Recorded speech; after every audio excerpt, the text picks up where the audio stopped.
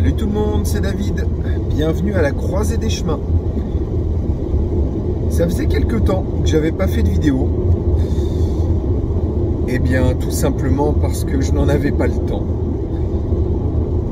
Bah oui, mon métier me prend beaucoup de temps, beaucoup d'énergie. Et du coup, l'été, un pic forcément de travail, je n'ai pas eu le temps de faire de vidéo. Ces 2 mois, bien tassés, beaucoup plus calmes en termes de vidéo, m'ont permis de réfléchir à beaucoup de choses. C'est une vidéo qui va être assez longue. Je vais parler un peu de ma life. Là, je suis en route pour l'enterrement de vie de célibataire de mon beau-frère, donc j'ai le temps. C'est pas souvent. S'il y a un peu de bruit autour, c'est normal, il pleut, je suis en bagnole. Et pour ceux qui trouveront du coup la vidéo inaudible, l'écoutez pas. Je peux pas vous dire mieux. Si vous ne savez pas faire abstraction de cela, tant pis. Voilà. Pour ceux que ça intéresse, on va parler de beaucoup de choses dans cette vidéo. Parce que je suis en plein questionnement. J'aime beaucoup faire des vidéos. Est-ce par envie de partage, par ego, par réponse à certaines bêtises que je peux entendre? Je ne sais pas. Mais le fait est que, même si je me suis posé des fois la question d'arrêter YouTube, une petite voix à l'intérieur de moi me dit non David, n'arrête pas. J'ai envie d'être plus régulier, ce qui n'est pas évident, parce que dans mon processus d'autonomie, il est parfois difficile de se trouver du temps pour cela. J'oscille entre mon temps de travail, qui est important l'été, un petit peu moins l'hiver, mais très important l'été. L'hiver, il y a tout l'entretien du terrain, et j'ai quand même 4 hectares et demi, c'est pas rien. J'ai également la vie de famille. J'ai également un tout petit peu de temps de loisir, il en faut, ça fait du bien. Bon, pour ceux qui me connaissent, vous savez que je suis un ancien geek et que l'ancien geek a gardé quelques heures par semaine de geekerie qui font du bien, qui permettent de se détacher le cerveau et de le mettre branché au PC et ça fait vraiment du bien. Et avec tout ce temps, YouTube, je ne sais pas comment le positionner. Ce n'est pas un travail, je ne vis pas de YouTube, je ne dépends pas de YouTube, et on va d'ailleurs en parler dans cette vidéo. Mais je ne le classe pas non plus comme un loisir. YouTube, c'est des fois certaines contraintes, que ça soit supporter certains commentaires malveillants ou tout simplement alors je fais très peu de montage, mais travailler, préparer, réfléchir des vidéos, je n'arrive pas à le classer comme un loisir.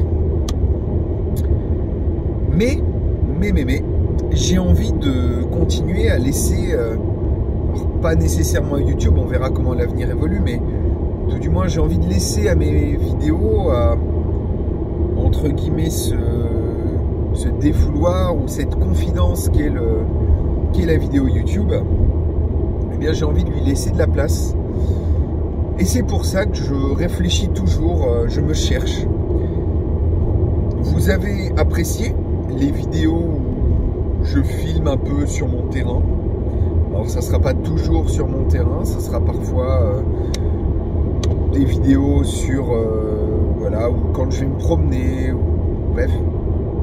Ah oui, dans le temps, j'y pense, dans le temps aussi, il y a le temps de sport, je refais un petit peu de sport, du vélo. Je vais retourner nager un petit peu, enfin bref.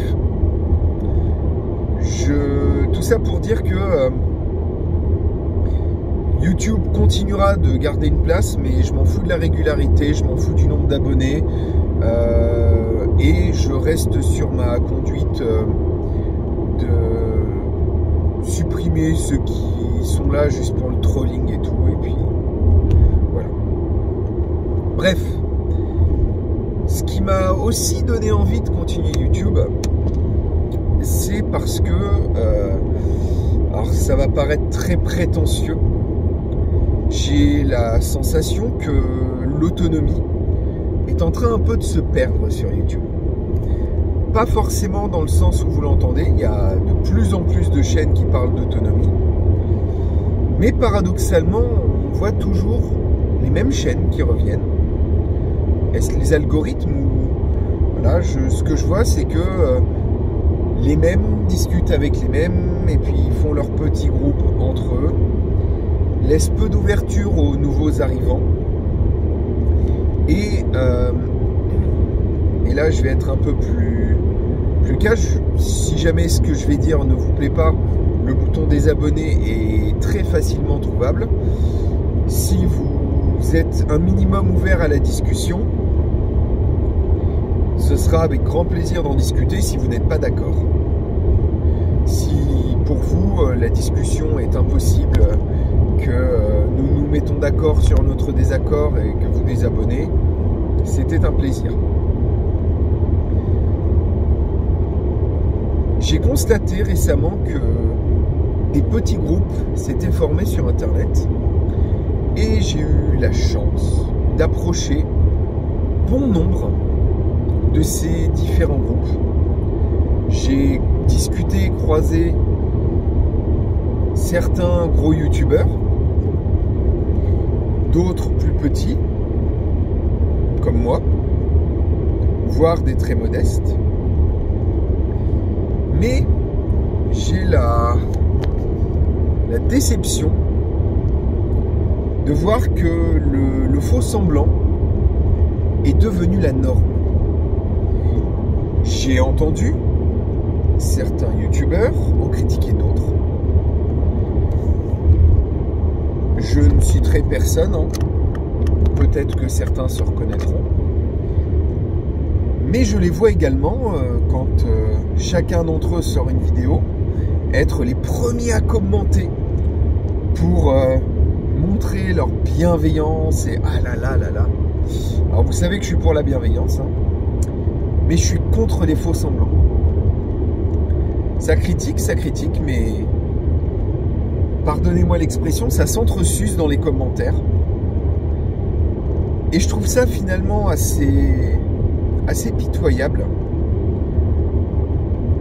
Je n'ai pas eu l'occasion d'approcher des plus gros youtubeurs de manière plus intime et je ne les ai pas personnellement entendus s'entre-critiquer, mais on me rapporte de ça, de là, des personnes, des gros youtubeurs qui également s'entre-critiquent, mais qui s'invitent les uns les autres.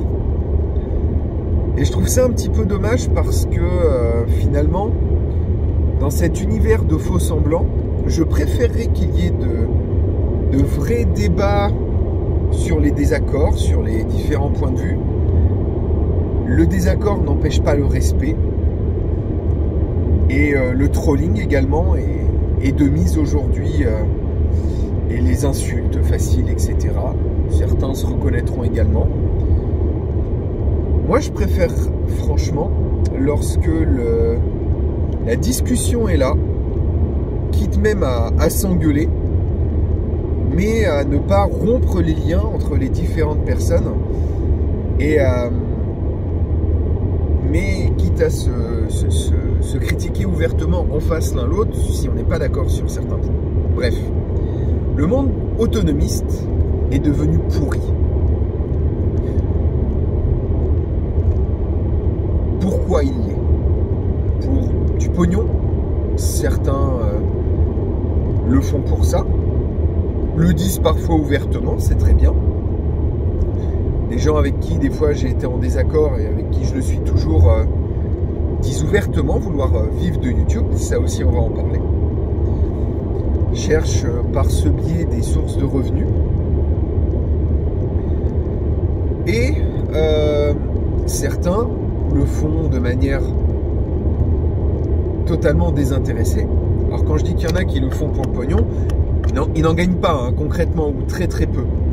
Mais ils ont, à un moment ou un autre, et encore une fois, je ne cite personne, expressément dit qu'ils le faisaient pour le pognon. Certains l'ont fait sur YouTube, c'est tout à leur honneur. Certains l'ont dit en backstage. Certains le font même uniquement pour pouvoir un jour en vivre, pour le pognon, mais ne le disent pas ouvertement. Et oui, j'ai eu la chance de pouvoir voir beaucoup de choses, entendre beaucoup de choses depuis que je suis dans ce petit milieu de l'autonomie. Et là aujourd'hui, ce que je dis, c'est un peu une façon pour moi d'exprimer un certain ras-le-bol. J'aimerais revenir aux racines de pourquoi on partage sur YouTube. Et pour moi, la racine même de l'autonomie, c'est ne pas dépendre de YouTube. C'est mener un réel projet d'autonomie, partager ce que l'on fait comme on a envie. J'ai été critiqué là-dessus parce que tantôt, oui mais David, il faut faire attention, tu en montres trop. Tantôt, oui David, mais tu n'en montres pas assez, du coup on pense que tu n'es pas réellement sur un travail d'autonomie. J'ai entendu ces critiques, j'ai discuté avec les personnes qui m'ont exprimé ces points de vue. Ça m'a permis d'évoluer d'un certain sens. Et aujourd'hui, j'ai envie de... Et je ne sais toujours pas exactement comment. C'est toujours en réflexion, en train de mûrir dans ma tête. Je ne sais pas exactement ce que je vais en faire, mais j'ai envie de revenir un peu à la racine, aux origines de pourquoi je travaille à mon autonomie et pourquoi je le partage sur YouTube surtout. On va aborder maintenant un sujet qui sera entre guillemets ma nouvelle marque de fabrique sur YouTube. Je ne sais pas comment je vais l'amener, mais j'ai un terme qui m'est venu en tête dans des discussions avec un ami. On parle pour le climat des climato-sceptiques et des... alors je sais plus c'est comment le terme. Donc il y a les climato-sceptiques et les... voilà, ceux qui croient au réchauffement climatique, dont je fais partie. Mais il y a un terme qui est apparu récemment que je trouvais très intéressant, c'est celui de climato-réaliste. C'est mon cas. C'est-à-dire que je pense sincèrement, et trop de faits, trop de choses se passent pour qu'on puisse maintenant les nier, il y a à l'œuvre un changement climatique. Cependant, je ne veux pas céder aux trompettes de l'alarmisme permanent et je ne veux pas tomber dans la religion climato... Voilà, le mot ne me vient pas, c'est pas grave, au pire vous le direz dans les commentaires. Je veux pas tomber là-dedans. Je ne veux pas être climato-alarmiste. Voilà, on va partir sur ce thème-là, terme-là, ça me paraît pas mal. Et du coup, je ne veux surtout pas tomber là-dedans puisque le processus à l'œuvre est inconnu de l'humanité. On ne sait pas quels seront exactement les changements qui seront amenés par ce changement climatique. On peut en connaître certains aspects, mais pas de manière complètement limpide. Et donc du coup, ce climato-réalisme, c'est comprendre qu'il y a des changements à l'œuvre, mais ne pas tomber dans la religion climatique telle qu'elle est pratiquée par le gouvernement pour nous faire peur et certains partis politiques également pour nous faire peur et de nombreux influenceurs climat qui le font pour faire peur et avec toujours la même finalité, l'argent ou le pouvoir. Eh bien pour l'autonomie, c'est pareil. Il y a ceux qui ne croient pas à un potentiel effondrement. Peut-être à juste titre, je n'en sais rien. Mais en tout cas, il y a également ceux qui alertent tous les jours, comme quoi tout va péter demain. Et je ne fais pas non plus partie de ces gens-là. Moi, je suis un petit peu ce qu'on pourrait appeler, et donc c'est ce nouveau terme qui va régir la reconversion de ma page, qui est à l'œuvre depuis un certain temps et je n'arrive pas à me fixer sur ce que je veux faire. Eh bien, j'aimerais introduire aujourd'hui le terme d'autonomisto réaliste.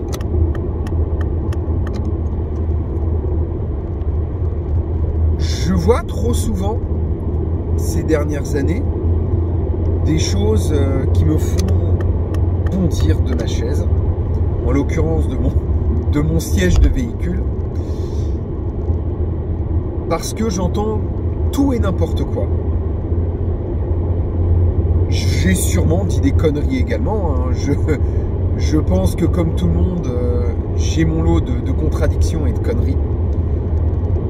Mais je pense, et ça peut être discuté dans les commentaires toujours, être arrivé à un certain degré de réalisme sur l'autonomie. Le premier degré de réalisme, c'est qu'on ne peut pas, du jour au lendemain, être autonome. Peut-être même est-ce une quête vaine et impossible. Je vois des gens prôner une autonomie totale. Comme quoi planter quelques graines ou quelques pommiers et au bout de 5-6 ans avoir 7 pommes qui poussent dans son jardin et se déclarer en bonne voie d'autonomie. Comme quoi la nature, elle est gentille, elle est mignonne tout plein et elle va te donner l'abondance. Et ça, honnêtement, c'est du bullshit. Je ne dis pas que la nature ne peut pas pourvoir à nos besoins, puisque la nature, finalement, c'est tout ce qui nous entoure. Et oui, la nature peut pourvoir à nos besoins, mais cela demande beaucoup d'efforts et de sacrifices. Je pense que beaucoup, en écoutant certains prêchis-prêchats irréalistes, se sont cassés des dents. Et le problème, c'est que certains influenceurs, quand on voit ce qu'ils présentent, donnent l'impression que c'est facile, que tout le monde peut y arriver, qu'il suffit de beaucoup de bonne volonté. Et ça, c'est un discours dangereux, puisqu'il amène des gens à des choix qui sont très mauvais. Ça les conduit dans le mur. Et certains abandonnent leur travail, abandonnent leur maison, abandonnent beaucoup de choses pour s'acheter une cabane dans la forêt et manger des racines. Beaucoup en sont revenus. Et malheureusement, trop peu sont là pour en témoigner. A contrario, on voit des personnes qui prônent le fait de ne pas se préparer, que rien ne va arriver. Et là aussi, c'est envoyer les gens dans le mur. Puisque malheureusement, même si l'effondrement n'arrivait pas, de notre vivant en tout cas, puisqu'il arrivera forcément un jour, eh bien, l'inflation, les crises qui sont déjà en cours et les crises qui s'annoncent toujours plus fortes, les secousses toujours plus importantes, eh bien, vont devoir nous amener à nous adapter, vont devoir nous amener à réinventer notre façon de vivre. Et aujourd'hui, développer un peu plus d'autonomie, se rendre plus résilient face aux problèmes, eh bien, c'est une manière de s'émanciper et d'amortir les problèmes qui seront amenés par les crises à venir. Donc du coup, il faut arrêter de prôner le fait de ne rien faire, de ne rien faire pour se préparer. Au mieux, ces personnes n'en ont juste pas conscience, ne le font pas méchamment ou n'emmène pas les gens dans le mur à dessein.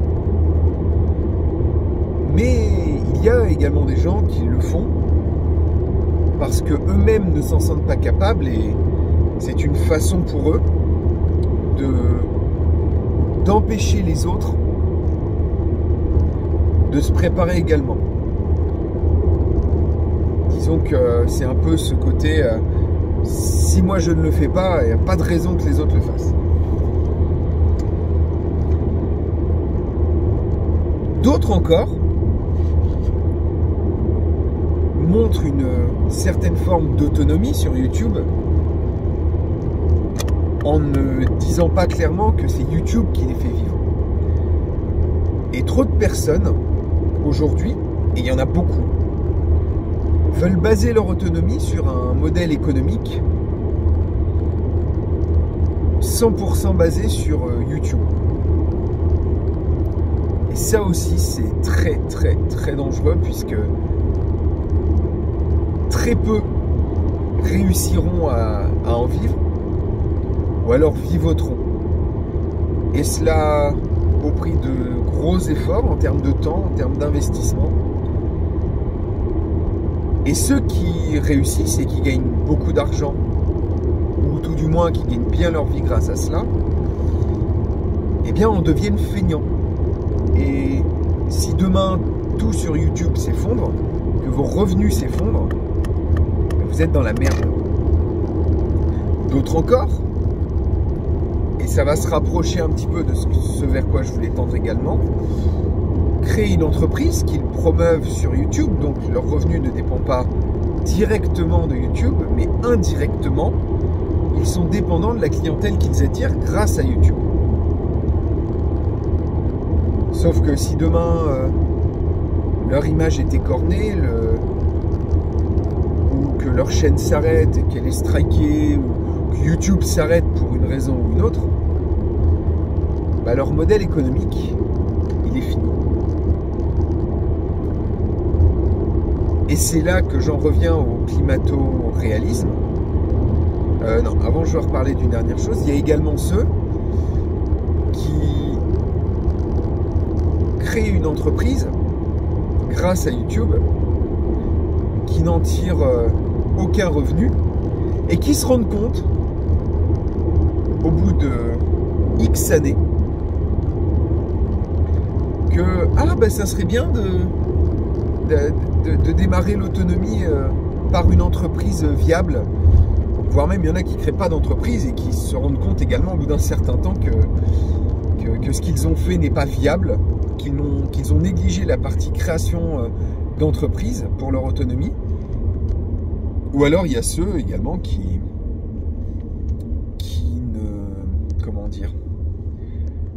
restent dépendants du salariat pour leur autonomie, ce qui est complètement un non-sens. Certes, créer une entreprise demande beaucoup d'efforts, mais si vous êtes suffisamment malin, cela va créer une base solide pour votre autonomie. Et c'est ce qui fera que ça fonctionnera mieux pour vous. Bref, ça fait plusieurs années que j'ai monté mon entreprise. Excusez-moi. Putain de péage, c'est tellement cher. Ça fait plusieurs années que j'ai créé mon entreprise. Et cette année, il y a eu un mois de juillet pourri, un mois d'août qui a duré 3 semaines. Et malgré tout, j'ai fait une meilleure année que l'année dernière. J'ai une meilleure trésorerie que l'année dernière. Et ça y est, je peux même commencer à me payer. J'ai toujours pu continuer à m'équiper, à avancer dans mes projets. Et finalement, mon entreprise est en train de m'émanciper du travail salarié, ce qui est pour moi la base essentielle de l'autonomie. Et le problème, c'est que beaucoup de personnes négligent cela. Et en ce moment, j'entends beaucoup de gens qui allaient vers l'autonomie et qui se retrouvent à redevoir bosser en tant que salarié, à devoir réfléchir à la création d'une entreprise, alors que cela fait parfois plusieurs années qu'ils sont sortis du monde du travail ou alors tout du moins qu'ils ont vécu sur le chômage ou le RSA, etc., qui se rendent compte que ce n'est plus possible, que leur autonomie n'avance pas à cause de cela. Et en cela, je pense avoir bien réfléchi, bien géré, bien anticipé mon projet, bien développé mon réseau local de personnes avec qui j'ai des relations amicales et qui font partie, entre guillemets, de ce pilier de l'autonomie qui est le réseau. Et donc du coup, aujourd'hui, j'ai le plaisir de pouvoir enfin savourer le fruit de quelques années de sacrifice et pouvoir avancer de plus en plus sur l'autonomie que je cherche à atteindre. Tout cela grâce à cette entreprise que j'ai créée. Ma femme a arrêté de travailler et travaille désormais avec moi. J'ai beaucoup plus de temps à consacrer à l'autonomie et entre guillemets, moins à mon camping, puisque les choses sont bien mises en place. Il y a encore beaucoup de boulot, je ne vous le cache pas. Mais au moins, sur cette partie-là, je sais que l'avenir est assuré. Bref, tout ça pour dire que je pense avoir atteint un genre d'entre-deux, un genre de... Je suis lancé sur un genre de chemin que je peux maintenant décemment appeler l'autonomisto-réalisme, c'est-à-dire un travail d'autonomie long qui prendra encore de nombreuses années. Les arbres ont encore le temps de pousser, le jardin qui est plus grand que l'année dernière et moins grand que ce qu'il sera l'année prochaine, etc., etc. On est vraiment dans ce côté, on avance pas à pas, on assure ses arrières grâce à un travail, une entreprise, et ça roule. Ça fait du bien d'avoir atteint ce stade un peu serein et ne plus être à fond sur une chose tout en négligeant le reste. Bon, ça fait presque une demi-heure que je cause. J'espère que certains auront eu la force de rester jusqu'au bout de la vidéo. Oh, j'entends déjà certains qui vont se sentir visés par certaines choses que j'ai dites. Mais je pense qu'il ne faut vraiment pas prendre ce que je dis comme une critique de vos différents projets, mais plutôt comme un appel à la réflexion. Et moi-même, si vous avez repéré certaines failles, certaines choses dans mon discours, dans mon approche que vous considérez comme n'étant pas fiable, j'ai pas pu rentrer dans tous les détails, donc je pourrais peut-être les préciser dans d'autres vidéos. Eh bien, dans ce cas-là, faites-le moi savoir dans les commentaires. Et j'aurai plaisir à en débattre avec vous. Portez-vous bien. Et je l'espère à bientôt à la croisée des chemins. Portez-vous bien. Ciao.